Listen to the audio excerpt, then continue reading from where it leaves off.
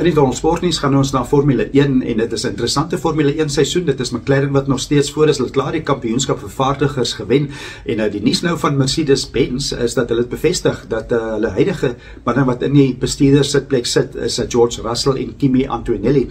Dit is Toto Wolff wat bevestig het dat hulle albei steeds vir 2026 ten minste ook die twee manne gaan wees wat vir Mercedes-Benz jaag. So daar was groot spekulasie geweest dat Max Verstappen van Red Bull Honda af oor sal gaan na Mercedes-Benz. So ten minste is dit nou dan bekend dat hy nie hierdie jaar of in 2026 vir Mercedes-Benz gaan jaag nie. Dit is ook nie gegee dat hy so toe sou gaan nie, maar dit was alles sterk spekulasie geweest wat alle tyd lank kom. So Max Verstappen wat in ieder geval die afgelope tyd baie goed doen vir Red Bull Honda. Hy het 'n paar keer nog gewen die afgelope paar Grand Prix.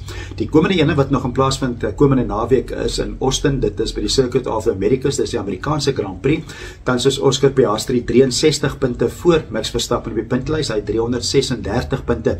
Max Verstappen lê derde op 273, maar nie onmoontlik vir Max Verstappen om dit op te maak nie. Daar's nog net 6 van die wedrenne wat oor is. So dit sal 'n goeie poging moet wees van Max Verstappen om dan vir Piastri te vang. So dit is 'n sportnuus vir in die tonnel.